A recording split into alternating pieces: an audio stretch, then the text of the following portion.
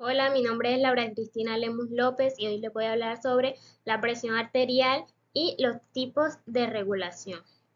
La presión arterial es la fuerza que ejerce la sangre sobre las paredes de las arterias. Esta presión es esencial para que la sangre circule adecuadamente y llegue a todos los órganos y tejidos del cuerpo, asegurando así su oxigenación y nutrición.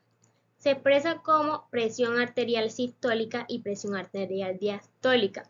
La presión sistólica es la que se genera cuando el corazón se contrae y bombea sangre. La presión diastólica es la presión cuando el corazón está en reposo entre latidos. Mantener la presión arterial dentro de un rango normal es fundamental. Tanto la hipertensión como la hipotensión pueden causar daños a órganos vitales como el cerebro, los riñones o el corazón.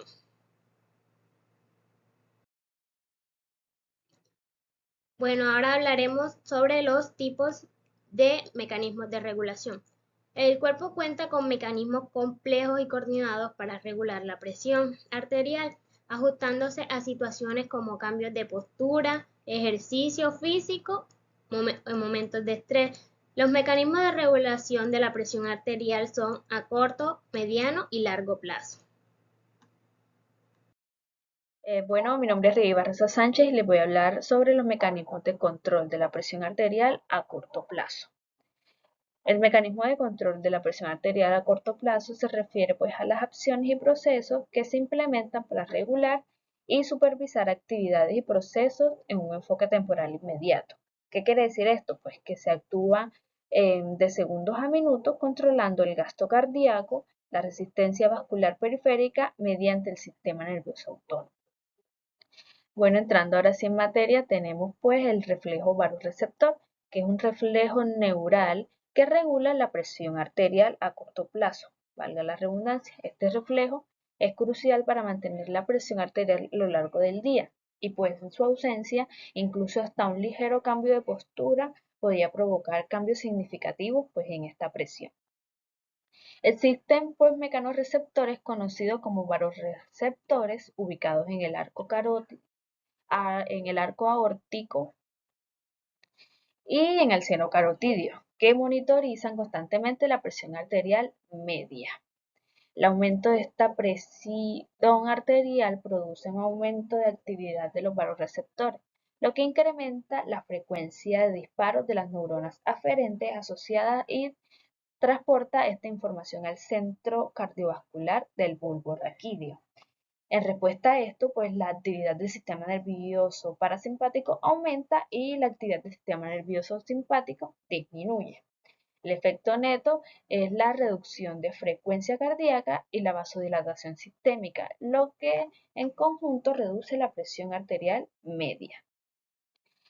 A lo contrario, cuando la presión arterial disminuye, hay menos activación de los vasoreceptores, lo que significa que la tasa de impulso de las fibras aferentes disminuye, lo que hace que el centro cardiovascular aumente el flujo de salida en el sistema nervioso simpático y disminuya el flujo de salida en el sistema nervioso parasimpático.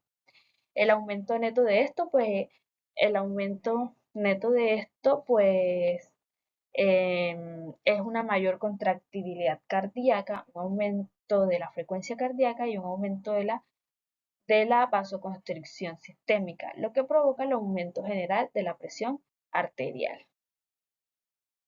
Bueno, ahora tenemos los quimiorreceptores, que son un grupo de células que sensan hipoxia, hipercapnia y estrés oxidativo. Están ubicados en los seros carotídeos y en los receptores adyacentes de la aorta, en el arco aórtico, están los quimiorreceptores periféricos y el bulbo raquídeo, que son sensores de la presión del O2 y la presión del CO2, siendo su función la de regular la actividad respiratoria para mantener dentro de los límites normales estas variables. Los quimiorreceptores periféricos pues, se ubican en los cuerpos carotídeos de las arterias carótidas externas y en respuesta a la disminución de la presión del oxígeno, el cuerpo carotídeo libera ATP para activar fibras aferentes del nervio del seno carotidio que llevan la información a los centros respiratorios reguladores cerebrales. Bueno, cuando hay un aumento de la presión del CO2, Las estructuras quimiosensibles de la superficie ventral del bulbo raquídeo liberan ATP, lo que va a actuar localmente en esa zona. Aunque en menor importancia que los varoreceptores en la regulación de la presión arterial, pueden participar en ella activamente en casos de hipoxia marcada. Mi nombre es Kelly Sofía Portillo y les voy a hablar sobre la regulación de la presión arterial a mediano plazo. La presión arterial no solo se controla a corto plazo, sino que también existen mecanismos claves que actúan a mediano plazo para mantenerla estable. Los principales son sistema renina, angiotensina, aldosterona. Este es fundamental cuando la presión o el volumen sanguíneo bajan. Los riñones liberan renina, la renina convierte el angiotensinógeno en angiotensina 1, que luego se transforma en angiotensina 2. La angiotensina 2 es un potente vasoconstrictor que aumenta la presión y estimula la liberación de aldosterona. La aldosterona a su vez hace que los riñones retengan más sodio y agua, aumentando el volumen sanguíneo y por ende la presión. Mecanismos renales de desplazamiento de líquido.